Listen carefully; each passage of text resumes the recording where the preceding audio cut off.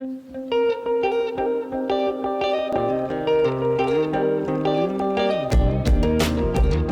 back to the Bible in Context. Hey, Nate. Welcome back. Finally going to get to Abimelech and his treaty with Abraham, and then we can finally move on to the climax of the Abraham narrative. Let's go. All right, so we just left off with Ishmael. He's just been exiled out. Hagar's exodus has been finished. Oh, we didn't say that. I forgot to say last time that I feel like every time I'm forgetting something and having to recap it next episode.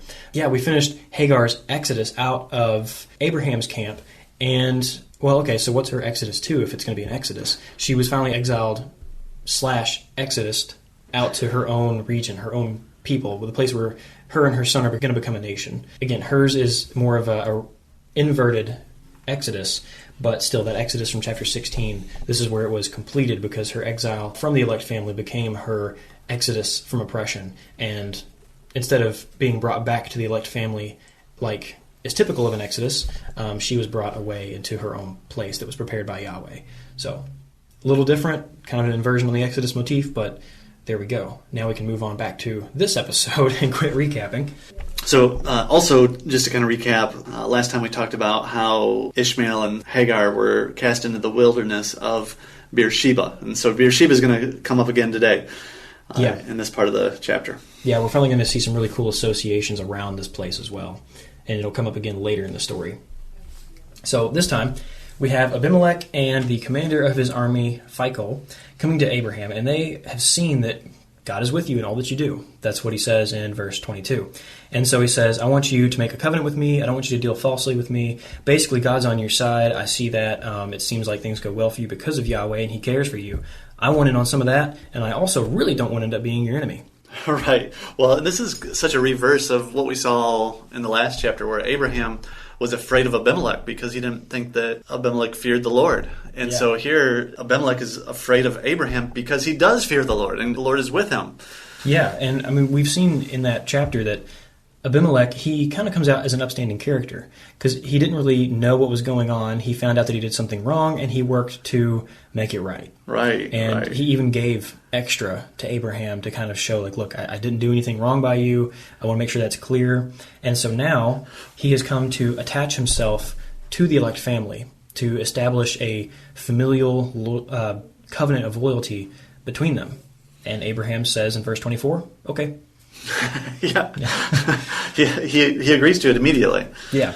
And, I mean, a few chapters ago, Abraham lost a relative or a literary brother, Lot. So Lot, he was separated from Abraham by his own choices. Whenever things got difficult, he decided to separate and take what was good in his eyes. Now, I think that Abimelech here, he's going to kind of take Lot's place in a way.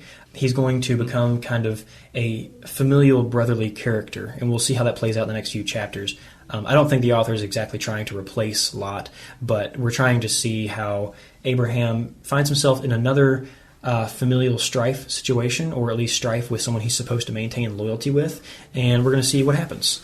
How does this person who, in comparison to Lot, who was family and separated himself for what is good, we see someone who is not family and sees Yahweh's blessing and then connects himself to Abraham. So how's this relationship going to work out? But for the time being, Abraham and Abimelech, they're in covenant together. They've kind of solidified themselves and become, in a sense, family, sort of distant relatives here through this covenant. At least they're supposed to maintain loyalty with one another. Immediately after they swear a covenant together, Abraham reproves Abimelech about a well of water that Abimelech's servants had seized. This is a reversal, too, from last chapter. Because in the last chapter, it was Abimelech who confronted Abraham for lying about his wife. Right. And so here, it's Abraham confronting Abimelech about something that his tribe has done. Yeah. Even going back just a few verses before that, we have God confronting Abimelech about something that he's done. And Abimelech says, I had no idea. And now again, Abraham comes and confronts Abimelech, and Abimelech says, I have no idea. Right, yeah. Right. I wonder if, too, there's a trope with Abimelech where his ignorance is displaying his innocence in matters that could become conflicts. Right. Like he should have known better. Well, I don't know if that's what it's trying to say. If it's saying, like, Abraham here, he has the right in this case. He could break off this covenant. Abimelech is making an appeal to innocence through his ignorance. Gotcha. Saying like his servants just went out on their own. Yeah, that makes sense. So this is what you're saying is this is trying to paint Abimelech as an honorable man, like his servants were doing, but he just didn't know about it. Yeah, he didn't come out and say like, oh yeah, you're right, I've been kind of underhanded, I'm sorry, let's fix it, which would have been good too, but Abimelech here, he's been maintaining loyalty the whole time. He was righteous whenever Yahweh came and confronted him about Sarah. He didn't know that was going on, and in that culture it was normal to, I guess, take a wife that way. So as far as the norms of that time that everybody thought was okay, he's been an upstanding character. When he's confronted with his wrong, he doesn't know that he did wrong and he wants to make it right. And so again here, Abraham comes and says, look, you took my wells. And he's like, look, no, I didn't. I'm sorry. My servants did it and I had no idea. So right after Abimelech pleads innocent, saying that he's ignorant, in verse 27, Abraham took sheep and oxen and gave them to Abimelech, and the two men made a covenant. So they made a covenant in relation to this plea of innocence and the maintaining of this covenant and the maintaining of this relationship.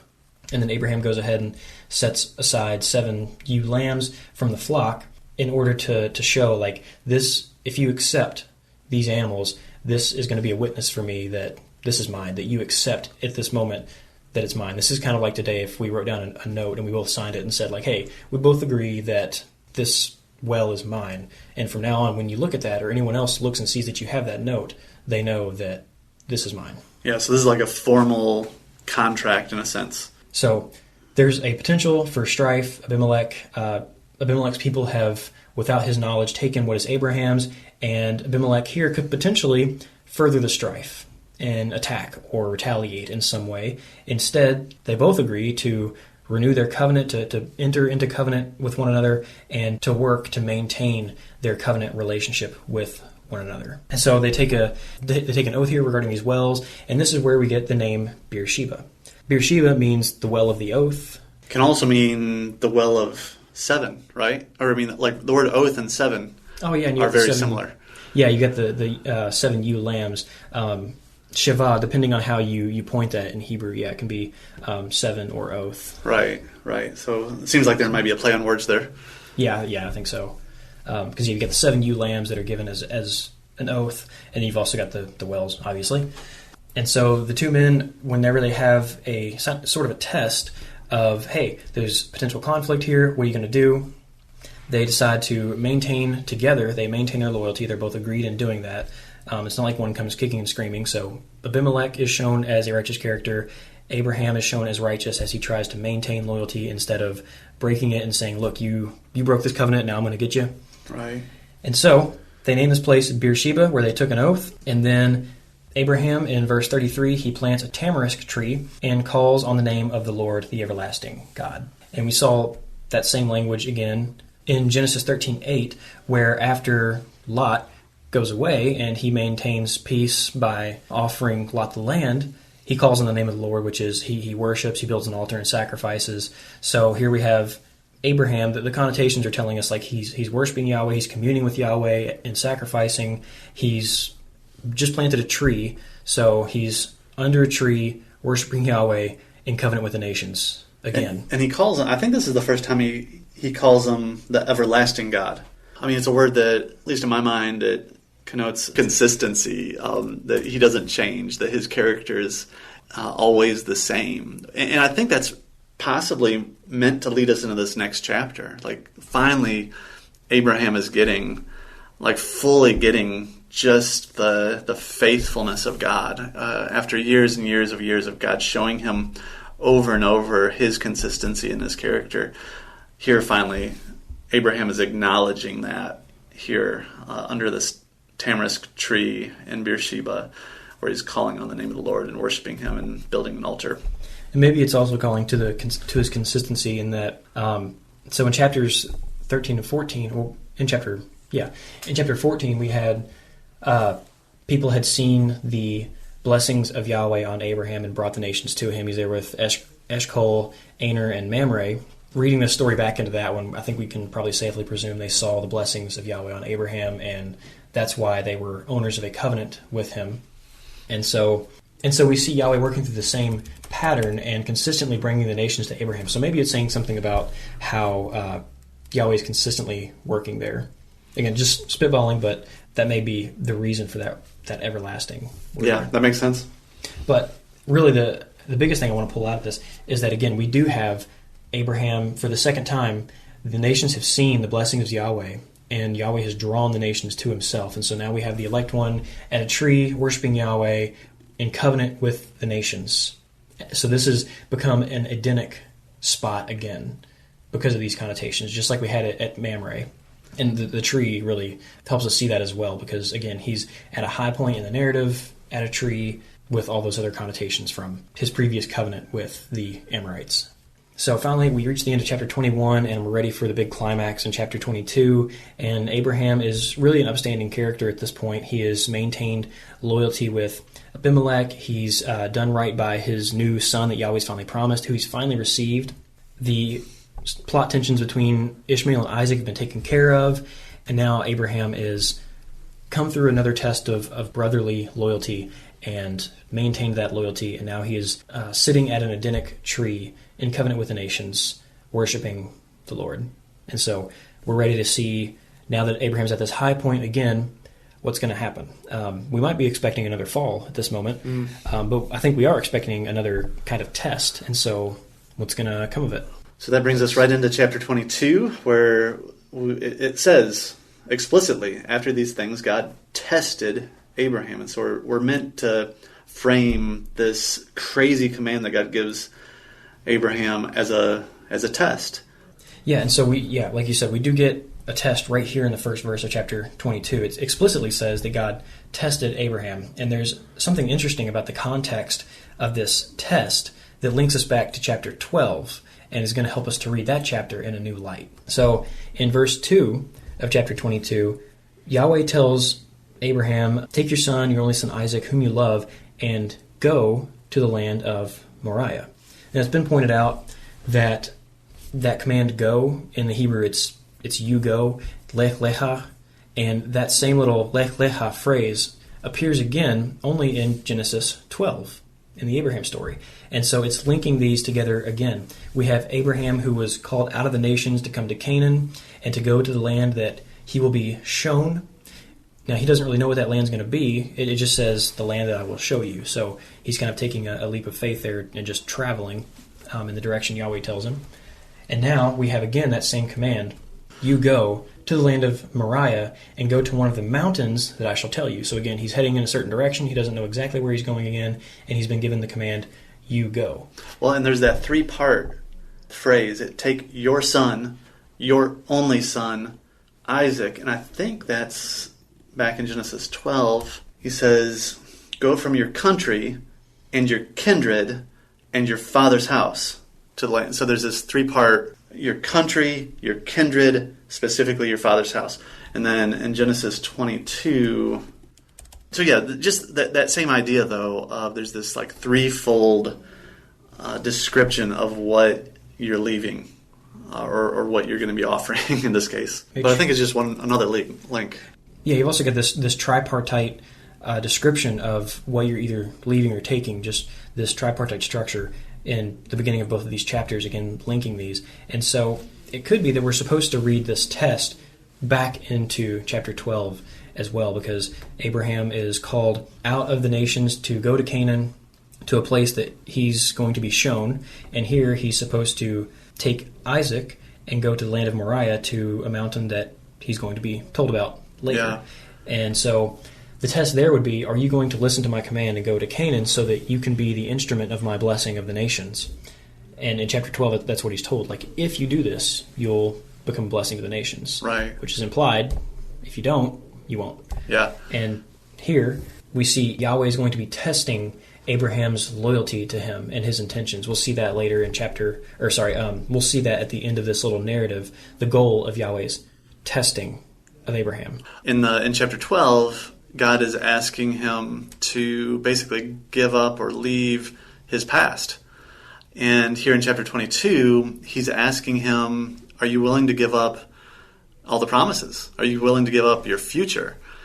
If none of those things actually come true, am I enough for you? Are you that loyal to me? Yeah, that's true, at least conceptually. I mean, the family is your lifeline in that culture, and so he's leaving basically all of his security in chapter 12, which, I mean, that's a huge part of the test, and in this one, he's leaving his security in a new way, at least conceptually, in that his promised son is going to be, and his only heir at this point, since he sent off his other son, is being killed. Isn't it, like in chapter 12, God says, leave all these things, and I will give you a new future. But here in chapter 22, he's just like... Yeah, the test is amplified a little bit because there's less specificity. Yeah, it's like, just go and... Just trust me. Just trust me. Like, there is no promise of a future beyond this. You just have to trust in my care. Am I really the everlasting God that you trust to be just? And because that's kind of been the emphasis on, as we've seen... Like, what has God been trying to teach Abraham all of these years? It's that he's faithful, that he can be trusted, that he is a just God who you can follow, that he is worthy of your worship. He is worthy of you giving all of your loyalty to. And so now here's the final exam. Yeah, he's already been through, him and his wife have both been through several exoduses at this point, several tests of his brotherly loyalty. And so all this time he's been facing different sorts of implicit tests and being refined.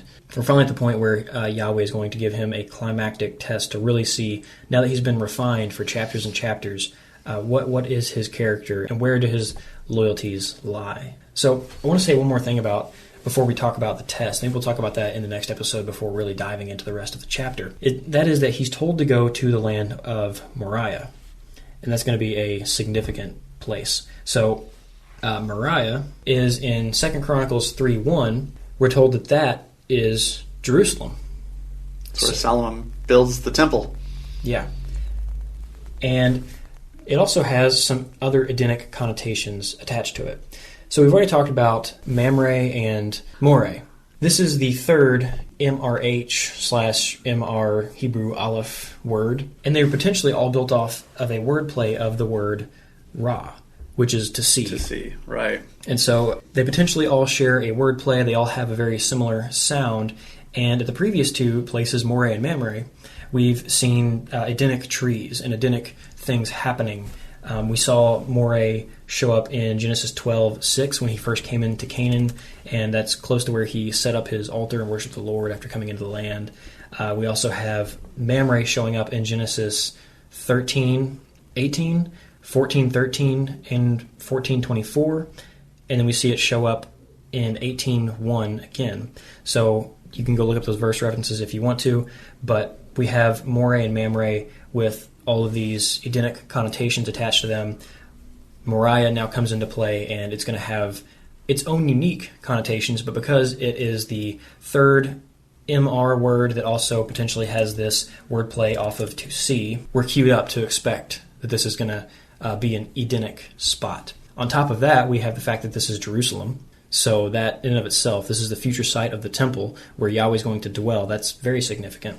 And we also have the narrative structure this far helping us to see this. So I want to point out one more thing about the land of Moriah being Jerusalem and how that interacts with the structure of the story up to this point. In Genesis 13, Sarah and Abraham had just come through the Exodus out of Pharaoh's house, which was followed by a test of brotherly strife, where Lot and Abraham, their shepherds are quarreling, they have too much stuff, and so Lot separates, and Abraham maintains loyalty to Lot. And that story then led into a story where Abraham rescues Lot, and that climaxed with Melchizedek, a priestly figure, at Salem, which we learn is Jerusalem. And as the story continues, we have another exodus of Sarah out of Abimelech's house. We have another brotherly strife story with Abimelech, with the wells and things that we just discussed. And then that story goes on to chapter 22, where we have another climactic story at Jerusalem, where Abraham is going to be making a sacrifice. So there's some more priestly connotations going on here. These two narrative arcs don't perfectly map onto each other because we've got, this stuff with Ishmael in the middle and things like that, but there's the same general flow of there's these exoduses and brotherly strifes that are going on that climax in some kind of priestly thing going on at Jerusalem. And so we had a climax in chapter 14 with Melchizedek at Jerusalem, and now we have another bigger climax in Genesis 22 with a sacrifice at Jerusalem. So we should be expecting more, and so let's find out what's going to happen. Interesting. I had never seen that. Well, all right. I think we're kind of set up to get into chapter 22, but we're going to talk about the test first, and we'll do that next week. We'll start off talking about what the test really means, because that can be a tricky subject, and I think one that, even though the Bible seems to not have a problem with the way Yahweh tests his people at times, the word test, the words, plural, for test in Hebrew can carry some connotations that help us to understand it. Also help us to understand how God interacts with us a little better. We'll talk about that next time and then be able to really dig into the meat of Genesis 22.